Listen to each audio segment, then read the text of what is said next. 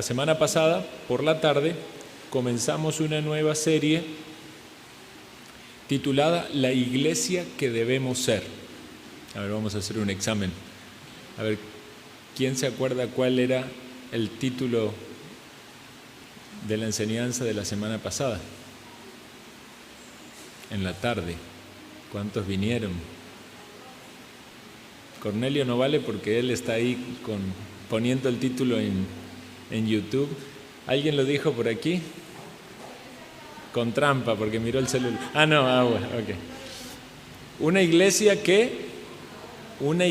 que adora. Y hablamos acerca de la adoración, lo que esto es, lo que implica. Y yo espero que podamos entonces tener en claro como iglesia qué es la adoración y cómo nosotros debemos adorar a Dios, y también el fundamento de por qué lo hacemos de ese modo. Como dije en ese momento, queremos crecer en nuestra adoración, y si hubiese algo que podemos hacer mejor en nuestra adoración, ese debe ser nuestro objetivo, nuestra meta como iglesia, pero lo vamos a hacer siempre basados en la palabra de Dios. Es en ella que nos afirmamos, en ella que nos movemos con la guía del Espíritu de Dios conforme a su palabra. Queremos adorar a Dios en espíritu y en verdad. Entonces, una de las cosas que dijimos es que adoramos a Dios cuando estamos escuchando la palabra predicada. Y esto es algo que tiene una gran aplicación. Entonces, si ponemos en práctica la enseñanza del domingo pasado por la tarde, hoy en la mañana, cuando vinimos, deberíamos haber estado pensando en eso durante todo el tiempo de enseñanza y del culto. Estoy adorando a Dios y debo hacerlo con la actitud correcta, con el corazón correcto, con mi mente puesta en lo que hago al cantar, al orar, al leer la palabra, al escuchar la palabra. Bueno, el tema que tenemos para hoy es una iglesia que ora. Una iglesia que ora. Una iglesia que adora, una iglesia que ora. Este es otro de los grandes objetivos que debemos tener como iglesia local. Y dijimos en su momento que este era el propósito, prodesis, esa palabra en el griego, que quiere decir propósito, y que el apóstol Pablo decía que él tenía y que lo daba a conocer, lo daba a transmitir, y le dice a Timoteo: tú has sabido mi doctrina, mi conducta, mi propósito. Era claro para Timoteo como un discípulo saber a dónde debía apuntar él en su labor ministerial para la iglesia del Señor. Y no hay duda que el apóstol Pablo dejó en claro que la iglesia debía ser una iglesia que ora. Vamos a algo básico que ya lo mencionamos en el discipulado, y aprovecho para hacer la publicidad del curso de discipulado para los que están aquí en la tarde, algunos que no vienen en la mañana. En la escuela dominical estamos viendo un curso de discipulado, que es un material muy útil tanto para la propia edificación como también para que ustedes puedan compartirlo con otras personas que tengan interés en conocer de la palabra de Dios. Entonces, el Señor Jesús, antes de ascender a los cielos, dijo: id y haced discípulos. Si usted es un discípulo de Cristo, ese es un mandamiento para usted y para mí, y debemos esforzarnos en hacer discípulos. Entonces, ¿qué mejor que aprender para luego poder transmitir y enseñar? Y ahí los animo entonces a asistir en la escuela dominical a la mañana, a las 9, cuando comenzamos, para tomar este curso de discipulado. Si gusta, puede ver también las exposiciones que van quedando grabadas tanto en Facebook como en el canal de YouTube. Allí hablamos en la segunda lección acerca de la oración. Y dijimos que en una definición básica, orar es hablar con Dios, es expresar a Dios nuestra alabanza, nuestra gratitud. La oración obviamente incluye la confesión de nuestros pecados, nuestras faltas, pero también con confianza podemos pedir por nuestras necesidades y por las necesidades de otros. Entonces ahí tenemos en claro lo que es la oración, y sin duda la oración es la experiencia básica, inicial en cualquier verdadero cristiano. No que los que oran van a ser siempre cristianos, porque sabemos que hay muchos que oran, pero oran como el fariseo, ¿verdad? En su hipocresía, jactándose de que no son como los demás. Pero si hay un verdadero cristiano, ese va a orar. Ahora, es cierto que el creyente lucha y batalla con la oración porque es una disciplina espiritual. No es que porque el simple hecho de ser creyente ya sale en mi corazón una gana de orar que paso en oración todo el tiempo y me es algo súper fácil de cumplir. No, del mismo modo que todas las disciplinas espirituales, que el leer la Biblia, el meditar la palabra de Dios, el asistir a la iglesia, el tener comunión los unos con los otros, todas esas disciplinas van a requerir esfuerzo de nuestra parte, pero Dios así lo ha determinado, así también la oración va a requerir un esfuerzo. Hay que morir a los deseos carnales, hay que batallar contra nuestra propia debilidad y hay que hacer un esfuerzo por practicar estas disciplinas espirituales. Pero el creyente no se ha de distanciar de la oración como lo puede hacer un impío, un incrédulo, y que simplemente pasa varios días, una semana sin orar, y ahí no es nada que sea tan significativo para él. El creyente, si no ora, siente lo que siente un pez cuando lo sacan del agua. Bueno, yo nunca estuve en el cuerpo de un pez, ni usted tampoco, pero se imagina un pez que lo saquen del agua.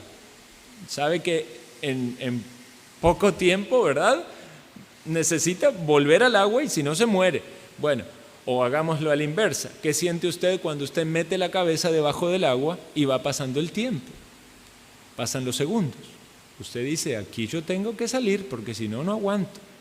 Eso es lo que pasa, una manera gráfica, cuando usted pasa mucho tiempo sin orar. Y después dice, pero ¿por qué no estoy orando? Y va y ora. Y es como que respira, ¿verdad? Y ya está en comunión con el Señor, confiesa sus pecados. Bueno, tristemente, somos tan débiles, a veces medio masoquistas, que pasamos mucho tiempo sin buscar al Señor en oración, y eso obviamente tiene que ver con este proceso en el cual el creyente va siendo santificado y va recibiendo de parte del Señor corrección, instrucción, algunas veces disciplina, porque el Señor nos dice, viste, no orás, actúas en independencia, en tus propias fuerzas, y las cosas nos van mal. Pero el creyente ora, básicamente ora, y dice la palabra del Señor, la promesa, 1 Pedro 3:12, que los ojos del Señor están sobre los justos y sus oídos atentos a sus oraciones. Gracias a Dios. Qué bueno, hermanos, que podemos tomar esa promesa del Señor y con confianza saber de que el Señor está atento a nuestras oraciones. De los justos, dice, no justos en nuestras propias obras, en nuestras propias justicias, sino justificados por Cristo Jesús. Pero vean cómo sigue el mismo texto. Pero el rostro del Señor está contra aquellos que hacen el mal. ¿Y qué se imagina usted? Un rostro, ¿verdad? Con una faz, ¿verdad? Quizás con el ceño fruncido. Hablamos en su momento de que Dios es espíritu, ¿verdad? No tiene cuerpo, pero Dios se da a entender para que lo conozcamos y para que comprendamos las verdades espirituales que están reflejadas en estas enseñanzas. Qué terrible la vida de aquel que no tiene a Cristo. Qué triste sería que entre los que están aquí alguno no tenga a Cristo y esté oyendo de las maravillosas misericordias de Dios para su pueblo, su oído atento, sus manos dispuestas a proveer, pero el rostro del Señor en contra de aquellos que hacen el mal y no se arrepienten. Y un día les ha de juzgar. Quiere el Señor dar claridad a aquellos que aún muertos en sus delitos y pecados puedan ver en la obra maravillosa de gracia de Dios cómo ese rostro que manifiesta juicio e ira es transformado en ese rostro bondadoso de un padre que le dice a un hijo que le va a proveer todo lo que necesita por el amor de Dios, porque Él mismo dio a su Hijo unigénito para que todo aquel que en Él cree no se pierda, mas tenga vida eterna. ¿Se ha arrepentido usted de sus pecados? ¿Ha creído en Cristo Jesús? Cuando piensa en Dios, ¿cómo lo ve? ¿Cómo lo entiende? Bueno, el verdadero creyente ha de orar y ha de confiar en Dios como su Padre. Por eso podemos decir: Padre nuestro que estás en los cielos. Entonces, ese es el aspecto de la oración personal. Pero quiero también hacer mención a algo que hace poquito tiempo lo pusimos en práctica en nuestra iglesia. Estamos en ese proceso, ¿verdad?, de este ánimo para orar en parejas o en grupitos, ¿verdad?, de a dos, las mujeres por un lado, los hombres, tomando un tiempo, sacando un tiempo semanal para contactarse con alguien y aprovechando los medios que Dios nos da hoy en día, la tecnología, ¿verdad?, que esto es algo que de 20 años atrás tan solo uno lo podía imaginar ver en alguna película de ciencia ficción. Hoy es real, ¿verdad? En un aparatito estamos viendo el rostro de la otra persona en otro lugar y podemos tener un momento de oración. No es lo mismo que estar físicamente reunidos en un lugar, sin embargo, sí podemos comunicarnos y compartir. Me pregunto cómo habrían sido las oportunidades de oración del apóstol Pablo si él hubiera contado con estas tecnologías. Pero qué bueno, hermanos, es que podamos tomar este compromiso y esta disciplina. Algunos ya saben quién es su compañero o compañera de oración, y quiero animarles a poder desarrollar esto de una buena manera. Quisiera dar un poco instructivo acerca de esto, como unos consejos prácticos de cómo poder utilizar bien ese tiempo de oración. En primer lugar, lo que debe quedar en claro es que el propósito es orar, ¿verdad? Entonces no desviemos el propósito a otra cosa. Puede ser que usted se pone en contacto con su compañero de oración y empiezan a hablar y hablan y hablan y hablan de un montón de cosas, ¿verdad? Y entonces el propósito de la oración pasó a segundo plano. Debemos tener bien en claro que el propósito de realizar este tipo de práctica piadosa es que se ore. Entonces, cuando usted tenga ese momento para comunicarse con la persona con la que le corresponde orar en ese mes, procure dejar en claro, ¿verdad? Los dos procuren dejar en claro que lo que deben hacer es orar y que al finalizar ese tiempo se haya cumplido ese propósito. Obviamente van a tener que intercambiar algunos pedidos de oración. En algunos casos, cuando hay personas que cuentan con poco tiempo, simplemente se pueden enviar de antemano: hermano, estas son mis peticiones de oración. El otro hermano le responde, ¿verdad? Incluso pueden estar orando por eso de manera personal, privada, pero cuando se llamen, ¿verdad?, que puedan enfocarse en la oración, que sea el tiempo para orar. Entonces, es bueno que las oraciones sean específicas. Usted tiene que aprender, si es que ya no lo sabe, a saber expresar cuáles son sus peticiones de oración y también oír y saber orar por las peticiones de la otra persona.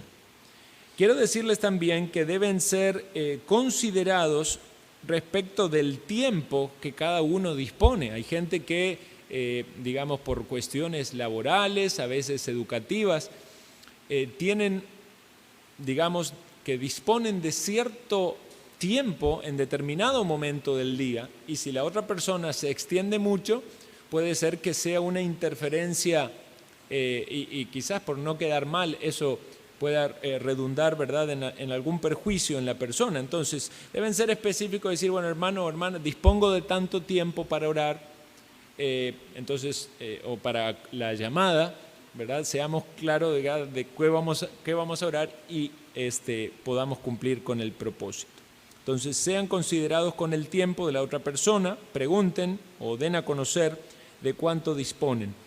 Evitemos caer en conversaciones vanas o en ser de tropiezo a otros. Hermanos, algunas veces estas buenas oportunidades para animarnos entre hermanos, como puede ser que vamos a orar, para alguien puede ser como el momento de terapia, ¿verdad? Y en ese momento uno puede tropezar hablando más de lo que tiene que hablar.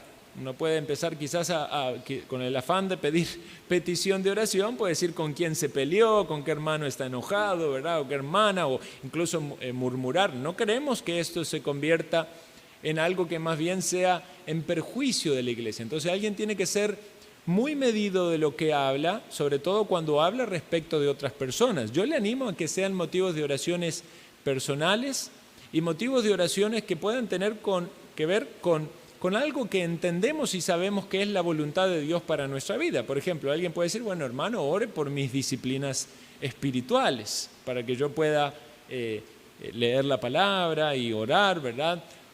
Obviamente, si alguien tiene algún problema puntual, de salud, de falta de trabajo, alguna situación específica. Pero si alguien está atravesando problemas interpersonales y eso va a implicar tener que hablar de pecados o de problemas con otras personas, yo le pido que más bien sea cauteloso en eso. Si hay alguna necesidad de consejería pastoral, puede venir a su pastor para ser orientado, pero no queremos caer en un tropiezo con algo que debería ser de mucha bendición y edificación en nuestra vida. Lo mismo que caer en conversaciones vanas y que se desvíe, ¿verdad?, el propósito del tema, hablando de a veces no es mala voluntad, ¿verdad?, pero simplemente uno está hablando por algún tema, algún motivo de oración, y eso lleva a irse, ¿verdad?, por las ramas, como se dice popularmente, y perderse así el tiempo. Entonces, debemos procurar edificarnos, debemos animarnos, debemos aprovechar bien el tiempo y debemos cumplir el propósito de orar. Y yo estoy diciendo esto, quizás haya aquí algunos que dicen, yo no sé ni de qué está hablando porque yo no estoy en ese grupo de oración. Si alguien quiere participar, eso se ha informado en el chat de asistentes de la iglesia. Entonces, aquí va la información nuevamente. Si alguien quiere participar, puede decírmelo. Si alguien no está en ese chat y quiere estar, puede ser incorporado. Hemos sabido de otras iglesias que han puesto también en práctica esto y ha sido de gran bendición, y muchos hermanos se han visto animados y motivados en su vida espiritual al orar. Ha resultado también de que ha permitido tener más comunión entre los hermanos, ¿verdad?, o las hermanas, porque de repente tienen la oportunidad de orar o conversar con alguien que por alguna razón no lo habían hecho antes en el tiempo de comunión de la iglesia. Entonces es bonito, usted conoce a otra persona, sabe de sus situaciones, que es posible saber, orar, interceder por esas personas, y uno puede continuar orando por esa persona durante la semana. Entonces, hermanos, una vez más, aprovecho esto para animarles a participar en estas oraciones. Entonces, hablamos de las oraciones personales y obviamente debemos decir que si vamos a poner este tema de oración, la oración personal es fundamental, ¿verdad? Si alguien está batallando con esto, bueno, no obstante, la oración con otra persona puede ser motivo de ánimo, pero no pensemos que por orar con otra persona entonces ya no es necesaria la oración personal. También orar con otra persona puede ser de gran bendición, y ¿por qué no oraciones grupales? A veces pasa de que las familias se visitan y tienen un tiempo de comunión, y quiero que también consideremos eso, de incorporar la práctica de la oración espontánea entre las familias. ¿Por qué? Porque queremos y debemos ser una iglesia que ora. Aprovechemos las oportunidades y los encuentros para tener tiempos de oración grupales. Y vamos a meditar también, obviamente, en la oración corporativa, y este puede ser el énfasis en esta exposición, pero quiero también hacer mención o lectura de algunos versículos que tenían que ver con la oración personal del apóstol Pablo. Vamos a Efesios capítulo 1, Efesios capítulo 1, versículo 15.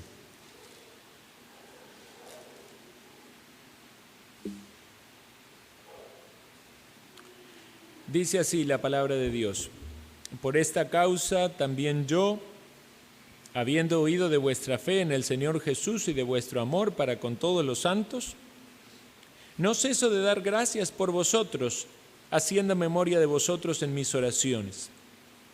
Y noten aquí el motivo de la oración de Pablo: para que el Dios de nuestro Señor Jesucristo, el Padre de gloria, os dé espíritu de sabiduría y de revelación en el conocimiento de Él, alumbrando los ojos de vuestro entendimiento, para que sepáis cuál es la esperanza a que Él os ha llamado y cuál es la riqueza de su gloria, de la gloria de su herencia en los santos, y cuál la supereminente grandeza de su poder para con nosotros los que creemos, según la operación del poder de su fuerza, la cual operó en Cristo, resucitándole de los muertos y sentándole a su diestra en los lugares celestiales. ¿Qué nos dice aquí el apóstol Pablo?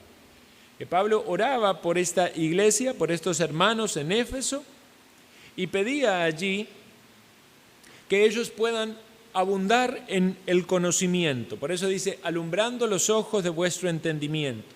Quería que ellos tuviesen claridad acerca de la esperanza que había en Dios y que también conociesen el poder que opera en los que creen, es decir, en ellos, como en el apóstol Pablo y sus consiervos, y ese poder que operó en Cristo resucitándole de los muertos. Noten qué específica que era la petición del apóstol Pablo por esta iglesia y qué doctrinal, qué sólida. Él estaba pidiendo algo que era 100% la voluntad de Dios, y sabemos y entendemos que esta es la promesa que tenemos en su palabra, que si pedimos algo conforme a la voluntad de Dios, Él nos oye y nos da lo que pedimos. Entonces, qué bonito es ver esta oración y aprender de esta oración.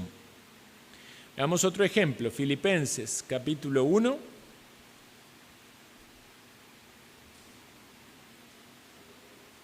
versículo 3. Doy gracias a mi Dios siempre que me acuerdo de vosotros, siempre en todas mis oraciones, rogando con gozo por vosotros. Ya ahí tenemos algo para aprender. Dice, rogando con gozo por vosotros. O sea que él recordaba a los hermanos en oración y tenía gozo por esos hermanos, por vuestra comunión en el Evangelio desde el primer día hasta ahora.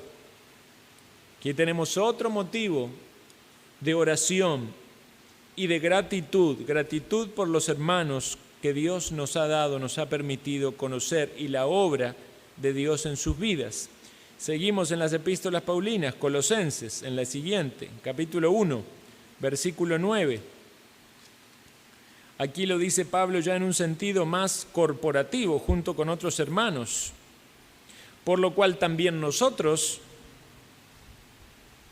desde el día en que lo oímos, no cesamos de orar por vosotros y de pedir que seáis llenos del conocimiento de su voluntad en toda sabiduría e inteligencia espiritual, para que andéis como es digno del Señor, agradándole en todo, llevando fruto en toda buena obra, creciendo en el conocimiento de Dios, fortalecidos con todo poder, conforme a la potencia de su gloria, para toda paciencia y longanimidad, con gozo, dando gracias al Padre que nos hizo aptos para participar de la herencia de los santos en luz. Una vez más, ¿qué pide?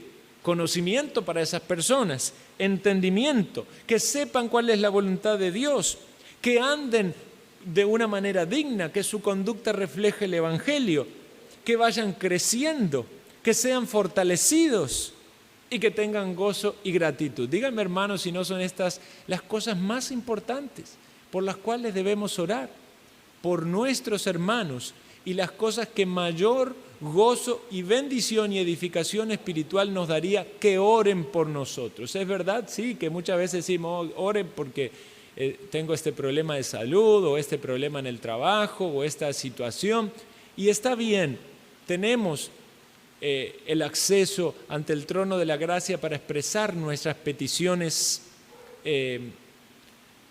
de las situaciones que vivimos, pero elevemos un poco más allá nuestra percepción de nuestras necesidades. para que no sean tan solo en el plano de lo terrenal, de lo visible, sino también en lo espiritual. Necesito conocer más a Dios, necesito conocer mejor a Dios, necesito más del poder de Dios en mi vida, necesito que el poder que operó en Cristo resucitándolo de los muertos opere en mí para vencer y batallar contra el pecado en el diario vivir.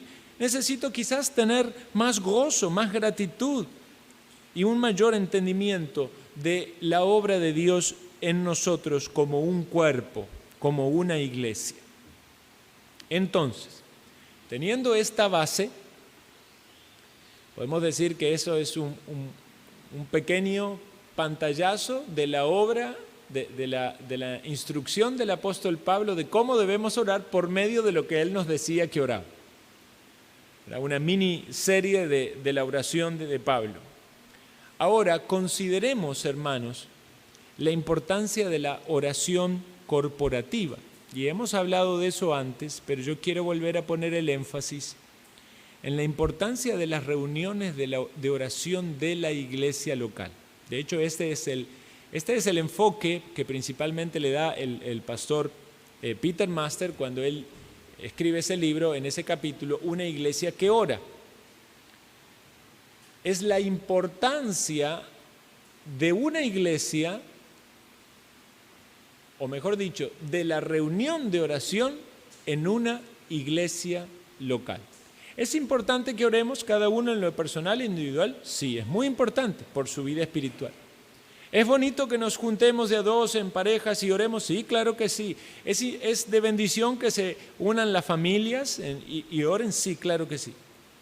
Pero como iglesia local debemos pensar en manera plural, nosotros, ¿verdad? Como iglesia local, como cuerpo, debemos mantener esta identidad, del mismo modo que cuando vamos a tener el culto de adoración, decimos que debemos estar todos reunidos y adorar a Dios juntos. Del mismo modo debemos tener este énfasis en la reunión de oración. Y la reunión de oración tiene también ejemplos bíblicos de los cuales se toma, base bíblica de la cual surge. Vamos a leer algunos ejemplos en el libro de los Hechos. Acompáñenme por favor, Hechos capítulo 1, versículo 14. Hechos 1, 14.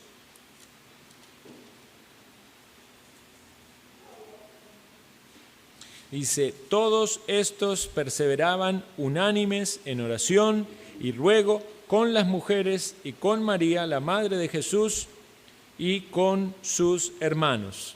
¿Y quiénes son estos? La mención anterior era a los apóstoles que estaban allí juntos, reunidos en el aposento alto, y estaban también allí las mujeres, y vemos que esto había sido también mandado por parte del Señor, de que perseverasen, de que se quedasen allí en Jerusalén hasta que recibieran la promesa. Entonces ya vemos aquí que el pueblo de Dios estaba reunido y esperando en la promesa del Señor en oración. Vamos al capítulo 4 de Hechos.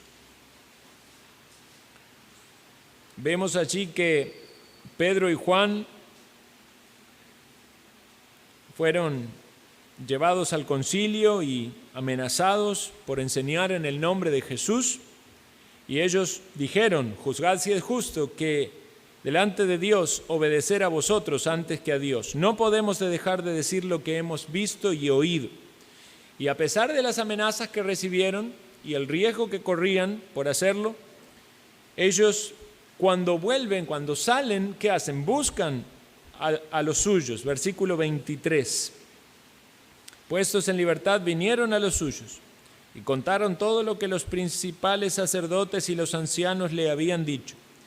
Y ellos, habiéndolos oído, alzaron unánime la voz a Dios y dijeron, soberano Señor, tú eres el Dios que hiciste el cielo y la tierra, el mar y todo lo que en ellos hay, que por boca de David tu siervo dijiste, ¿Por qué se amotinan las gentes y los pueblos piensan cosas vanas? Se reunieron los reyes de la tierra y los príncipes se juntaron en uno contra el Señor y contra su Cristo, porque verdaderamente se unieron en esta ciudad contra tu santo Hijo Jesús, a quien ungiste, Herodes y Poncio Pilato, con los gentiles y el pueblo de Israel, para hacer cuanto tu mano y tu consejo habían antes determinado que sucediera. Y ahora, Señor, mira sus amenazas y concede a tus siervos que con todo denuedo hablen tu palabra, mientras extiendes tu mano para que se hagan sanidades y señales y prodigios mediante el nombre de tu santo Hijo Jesús.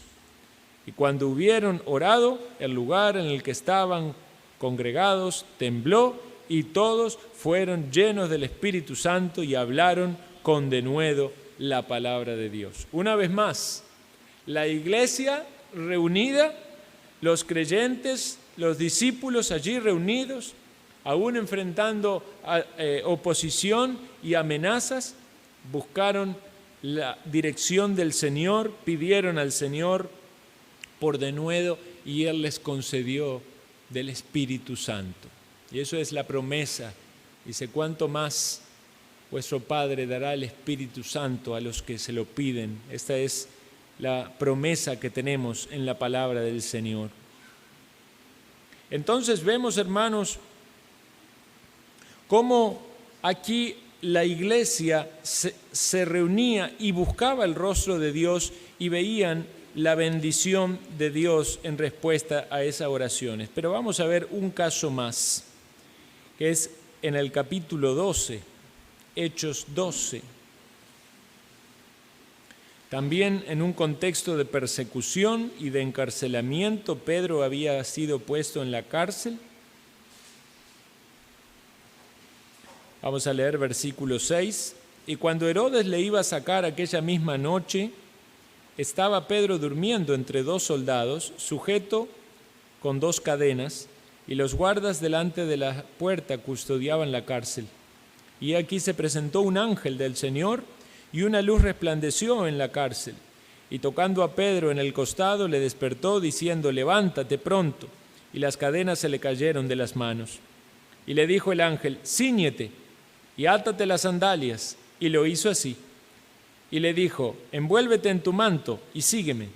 Y saliendo le seguía, pero no sabía que era verdad lo que hacía el ángel, sino que pensaba que veía una visión. Habiendo pasado la primera y la segunda guardia, llegaron a la puerta de hierro que daba a la ciudad, la cual se les abrió por sí misma. Y salidos pasaron una calle y luego el ángel se apartó de él. Entonces Pedro, volviendo en sí, dijo, ahora entiendo verdaderamente que el Señor ha enviado su ángel y me ha librado de la mano de Herodes y de todo lo que el pueblo de los judíos esperaba. Y habiendo considerado esto, llegó a casa de María, la madre de Juan, el que tenía por sobrenombre Marcos, donde muchos estaban reunidos orando. Cuando llamó Pedro a la puerta del patio, salió a escuchar una muchacha llamada Rode, la cual, cuando reconoció la voz de Pedro, de gozo no abrió la puerta, sino que corriendo adentro dio la nueva de que Pedro estaba en la puerta. Y ellos le dijeron, estás loca. Pero ella aseguraba que así era. Entonces ellos le decían, es su ángel. Mas Pedro persistía en llamar, y cuando abrieron y le vieron, se quedaron atónitos. Pero él, haciéndoles con la mano señal de que callasen, les contó cómo el Señor le había sacado de la cárcel. Y dijo, haced saber esto a Jacobo y a los hermanos, y salió y se fue a otro lugar. Aquí vemos un claro ejemplo de una reunión de oración, con una oración contestada en el momento, porque ellos estaban clamando por los discípulos que estaban enfrentando persecución, y Pedro había sido librado en el mismo momento en que la iglesia reunida clamaba. Y lo mismo que les pasó a esa gente, a esa muchacha Rode o a las personas que oyeron el mensaje, nos puede pasar a nosotros. Cuando dudamos realmente de que la oración tiene poder, o mejor dicho, desconfiamos de que efectivamente la oración va a ser el medio que Dios va a utilizar para cumplir su voluntad. No es que nosotros pedimos y torcemos el brazo de Dios para hacer lo que nosotros queremos. No, no es así. Dios hace todo lo que tiene determinado en su santa voluntad, pero nos concede a nosotros el privilegio de utilizar este medio de gracia por el cual no solamente pedimos y descansamos en Dios y le damos gloria a Dios por medio de nuestra dependencia en Él, sino que también tenemos el gozo de que esas oraciones son contestadas. Entonces, hermanos, hay base bíblica bastante importante para que la iglesia permanezca reunida en oración. Debemos considerar que esta ha sido la práctica de la iglesia desde épocas tempranas, desde el inicio. Y ha sido esta práctica no solo registrada aquí en las Escrituras, sino también en muchas iglesias en el paso del tiempo. No solo en el día del Señor, sino en algún día en la semana en el cual separaban el tiempo para orar. Y saben que tristemente hoy en día muchas iglesias han anulado la reunión de oración. Ya no hay reunión de oración. Algunos hasta para simplificar las cosas y calmar un poco la conciencia, el domingo se reúnen un ratito para orar. No es que esté mal, gloria al Señor si se reúnen también para orar el domingo, pero debemos pensar, ¿no podríamos tomar este ejemplo que vemos en la Biblia y que también hemos visto en hermanos y en iglesias en el paso del tiempo y decir, vamos a comprometernos como una iglesia en ser una iglesia que ora? ¿Qué mejor que en la mitad de la semana? Bueno, y esto no es algo dogmático, ¿verdad? O sea, podemos nosotros definir cuándo es el mejor día, el mejor momento, pero mejor que sea en un momento aproximado en la mitad de la semana, para reunirnos, para tener comunión, para contar de lo que está sucediendo en nuestras vidas, pero también para orar por aquellas cosas que ya estamos de acuerdo en que debemos pedir y que son vitales para nuestra vida, como acabamos de meditar en las oraciones de Pablo. Nuestro crecimiento en conocimiento, en santidad, nuestra victoria espiritual, nuestro triunfo contra los pecados con los que luchamos, para que seamos mejores discípulos, para que anunciemos el Evangelio con denuedo, para que podamos vivir dignamente en este mundo tan corrupto. Hermanos, necesitamos ser conscientes de la necesidad que tenemos como iglesia de ser una iglesia que ora. No pensemos que estamos bien. Bueno, si usted viene el miércoles aquí y ve cuántas bancas está ocupada, ahí tenemos un pantallazo claro de cómo estamos. Entendemos que puede ser que el domingo haya más posibilidad para las personas de asistir y para nada tome esto como un regaño si su causa de no venir es una causa justificada delante del Señor. Pero alguien dijo, si quieres ver la verdadera salud de la iglesia, salud espiritual de la iglesia, no mires la reunión del domingo, mira la reunión de oración. Porque ahí vas a ver cuánto esas personas están comprometidas con el Dios al que dicen adorar y cantar el domingo o esa palabra que dicen escuchar. Porque es ahí donde estamos orando, clamando y dependiendo para que podamos ver el día domingo el fruto de esas oraciones. De que hay personas que vienen a la salvación, de que somos transformados, de que otros son transformados, de que crecemos en la gracia y el conocimiento del Señor Jesucristo. La oración corporativa es sumamente importante. Y eso está basado en esta promesa de Mateo 18. Por favor, acompáñenme. Mateo capítulo 18.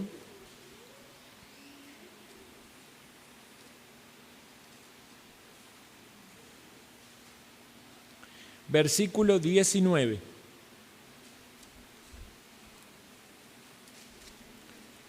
Mateo capítulo 18, versículo 19. Otra vez os digo, si dos de vosotros se pusieren de acuerdo en la tierra acerca de cualquiera cosa que pidieren, les será hecho por mi Padre que está en los cielos. Vean si no es una promesa maravillosa, hermanos. y entendámosla correctamente. No es que nos ponemos de acuerdo en algo y lo pedimos y ya está, ¿verdad? Vamos a ponernos de acuerdo que queremos un carro nuevo, ¿verdad? Del año. No, entendamos la oración en su contexto de toda la Biblia, conforme a la voluntad de Dios. Dios es un Padre bueno que nos quiere dar todo lo que necesitamos.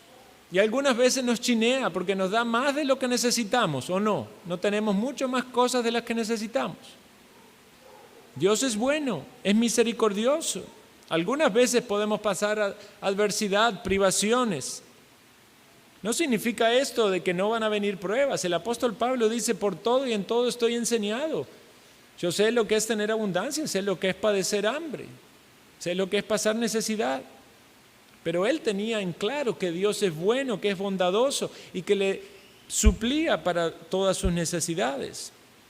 Esta promesa se repite, Mateo 21, 22 dice, y todo lo que pidieres en oración, creyendo, lo recibiréis. Debemos tener en claro la importancia de la oración, de la mano de la fe, en el correcto entendimiento de cuál es la voluntad de Dios. Y si usted quiere oraciones que no fallen, que sean seguras, pida lo que dice la Biblia que debemos pedir. Ya lo leímos ahí con el apóstol Pablo. Pida ser más santo, pida abundar más en buenas obras, tener un mayor conocimiento del Señor, crecer en gracia. Porque esa es la voluntad de Dios para nuestra vida. Pida tener más gratitud. Eso es lo que la Biblia nos dice. Que debemos ser agradecidos porque esta es la voluntad del Señor. Y vean qué importante está aquí esta idea de ponerse de acuerdo. No hay nada de malo en la oración personal.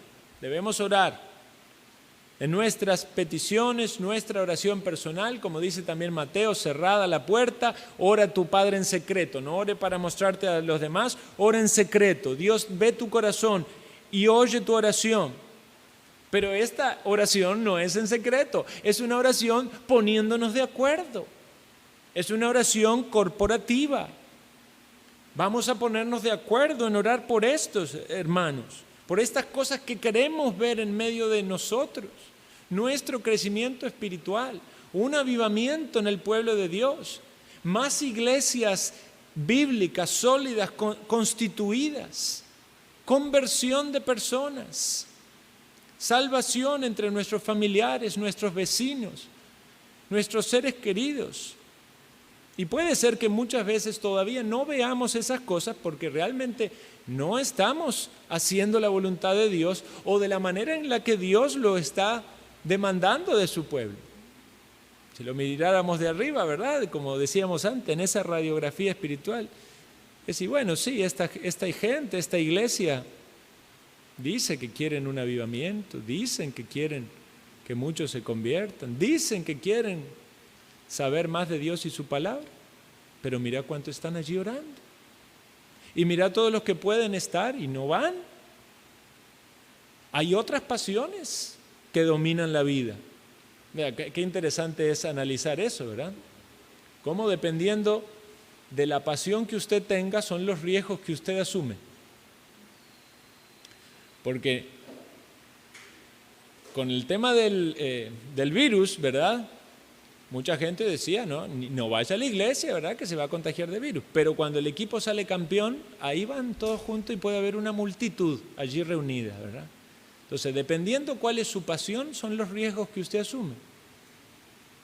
Dependiendo cuál sea su pasión, va a ser los esfuerzos que usted hace. Y usted entonces tiene que analizarse y decir, pero ¿realmente soy consciente de la importancia que esto tiene a la luz de la eternidad? En que este tiempo de vida que Dios me da para que yo sea moldeado conforme a la imagen de su Hijo, es verdad, Dios me va a transformar en la gloria.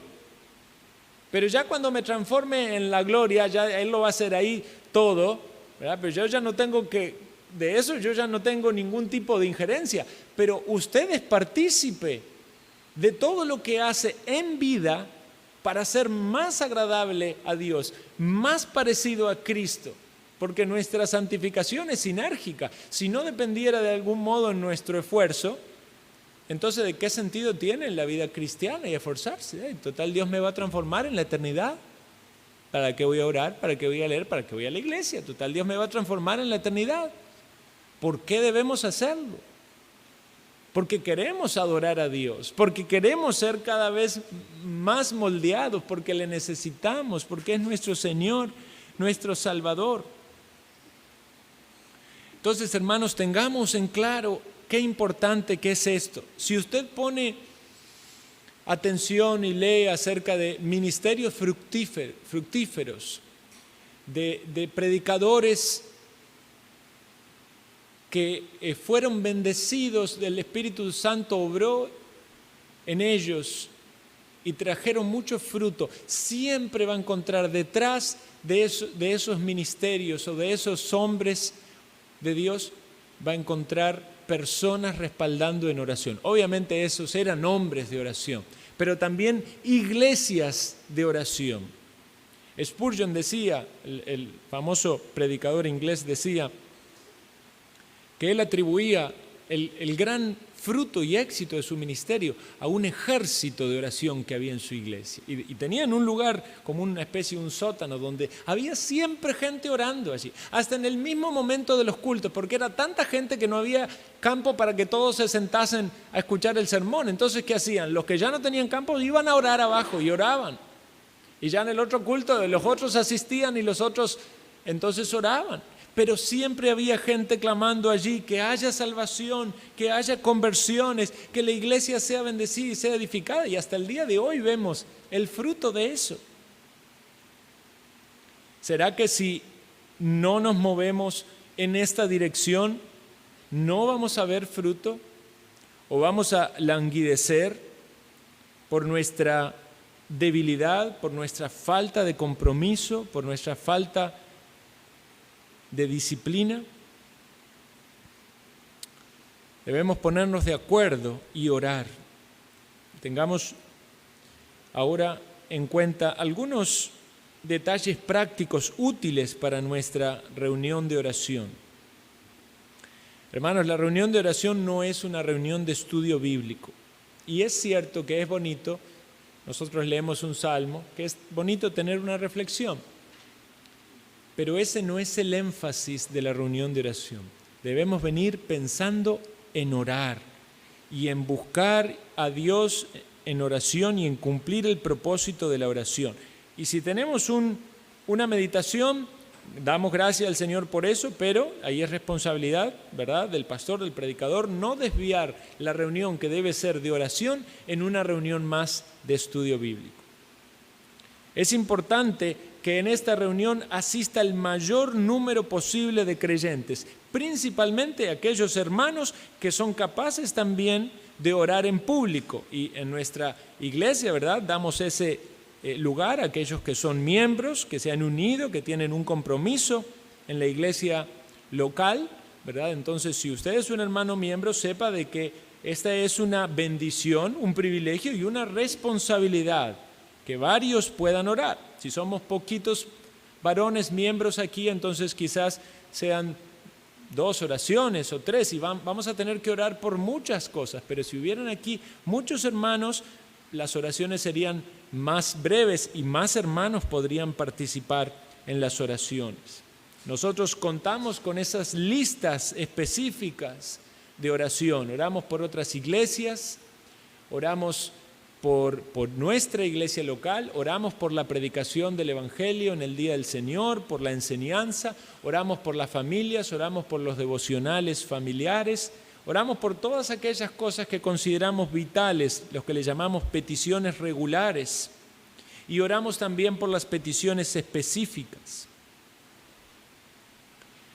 Y hay oraciones que pueden ser más apropiadas desde el punto de vista pastoral, hay oraciones que pueden ser elevadas por los hermanos miembros, y también debemos saber qué cosas debemos evitar en la oración, porque aunque la oración privada, usted puede llegar ante su presencia al Señor y orar, y sus debilidades a la hora de orar Dios las conoce, las comprende, pero debemos saber aprender a orar. Y si alguien tiene la responsabilidad de orar públicamente, debe evitar ciertos vicios o defectos que puede haber en la oración. Y esto que digo, obviamente no es aplicable solo para los que oran públicamente, sino para usted también en su oración privada. Por ejemplo, hay personas que tienen muchas repeticiones en la oración. Están orando y constantemente están repitiendo. A veces repiten una palabra. Por ejemplo, dicen Señor, ¿verdad? Y dicen Señor, cada 3 palabras dicen Señor, Señor, Señor. Y esa repetición debería evitarse. Puede ser Padre, puede ser otra palabra que es una repetición, una muletilla. El Señor Jesús advierte acerca de las vanas repeticiones. También debemos evitar en una oración transformarla en una enseñanza. Alguien puede estar orando y en su oración dice, porque como dice tu palabra en tal lado, y eso quiere decir que no enseñe cuando ora. Usted está hablando con Dios. ¿A quién le está enseñando? Si le está enseñando a las personas que oyen, entonces no se está dirigiendo a Dios, está desviando el propósito de la oración. Si usted habla con Dios, hable con Dios como habla con otra persona, con respeto, con reverencia, pero transmita el mensaje que le quiere comunicar a Dios, sea de gratitud, sea de petición, sea de alabanza. Algunos hasta pueden en la oración exhortar, aprovechar para exhortar a otro hermano, ¿verdad? O quejarse de algún modo. Debemos tener cuidado al orar de no orar de manera que estemos sembrando una idea negativa acerca de un hermano. Te pedimos por este hermano que siempre llega tarde a las reuniones, que le ayude. Entendamos que no es el momento para orar o para exhortar en esa oración. Si usted considera que el hermano necesita palabra de exhortación, hágalo en privado, ¿verdad? Con mansedumbre, con amor, pero no utilice la oración para dejarlo en mal o en ridículo delante de otros, ¿verdad? Porque pueden ser oraciones casi que maquilladas con un manto de humildad, pero pueden estar queriendo poner el énfasis en lo que la misma persona que ora puede considerar la debilidad del otro hermano. Señor, ayuda al hermano a ser humilde. ¿Qué es lo que está diciendo en su oración? Quizá usted no se está dando cuenta, pero está dando a entender de que usted piensa que el hermano es un orgulloso. Ahora, es verdad que todos debemos ser humildes y es muy bueno que usted ore para que seamos humildes, ¿verdad? Pero a la hora de orar públicamente, usted debe cuidar sus palabras, no solo por lo que usted dice o quiere decir o dar a entender, sino por lo que las otras personas van a entender. También debemos cuidar cuando alguien ora en la oración pública que las otras personas no lo tapen con sus afirmaciones. Esto no pasa en esta iglesia, pero algunos de ustedes han sabido por otras iglesias que alguien está orando públicamente y todas las otras personas diciendo amén, sí Señor, gloria a Dios, y ahí están pero prácticamente tapando al que ora. Y ya uno no puede ni escuchar al que dirige la oración corporativa por las otras personas que están hablando arriba de él. Entonces el propósito allí se está perdiendo. Por el otro lado, es bueno que haya palabras bíblicas como el amén. El amén es algo bíblico, es una afirmación, es una sí sea, sobre todo en las doxologías utilizado, cuando alguien dice algo que es algo digno de alabanza al Señor, ¿verdad? Como una doxología, es bueno que un hermano diga amén, porque es el manifestar que está de acuerdo con aquel que ora. Y otro detalle importante también a la hora de orar es no dejar largos periodos en silencio. Algunas personas quizás que son más pausadas, como que toman demasiado tiempo para pensar lo que van a decir. Y es cierto, hermano, yo les entiendo y a todos nos ha pasado que algunas veces uno le cuesta ordenar los pensamientos en la oración y es mejor hacer un silencio que hablar algo inapropiado. Sin embargo, si uno deja largos periodos de silencio en la oración, eso también es un defecto, algo que debe ser corregido. O sea, el que dirige una oración pública debe hacerlo respetando los parámetros que implica poder guiar a los demás, hacer una oración, hablar con Dios, pero entendiendo que hay personas que están allí oyendo esa oración. En su oración privada usted puede hacer un gran silencio y quedarse en la presencia del Señor y hasta derramar lágrimas. Es su oración privada con el Señor, no hay nada malo en eso, pero si usted está orando públicamente, no puede voluntariamente dejar esos espacios tan grandes de silencio. Otros tropezarán en que hablan demasiado rápido y la gente no puede oírle, no puede comprender lo que está orando.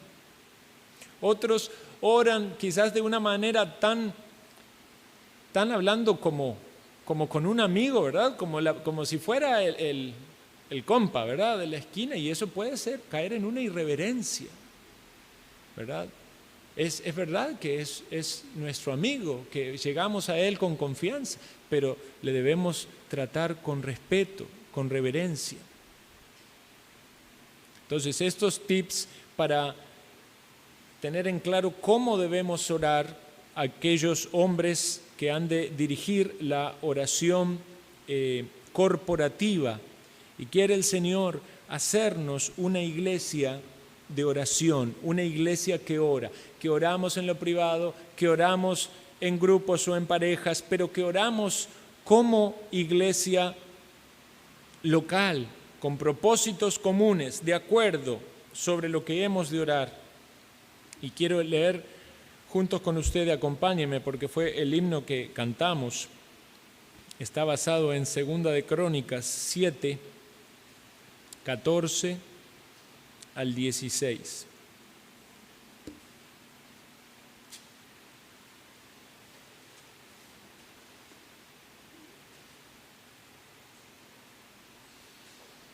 Dice así, 2 de Crónicas 7, 14: si se humillare mi pueblo, sobre el cual mi nombre es invocado, y oraren y buscaren mi rostro, y se convirtieren de sus malos caminos, entonces yo oiré desde los cielos, y perdonaré sus pecados, y sanaré su tierra.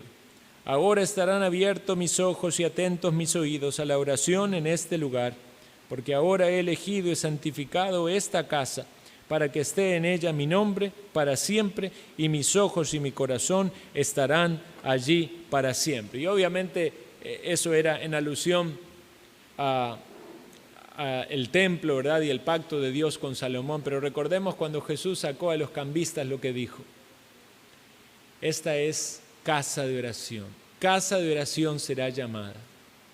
La iglesia es la casa de oración. No puede ser que esto pase a un segundo plano.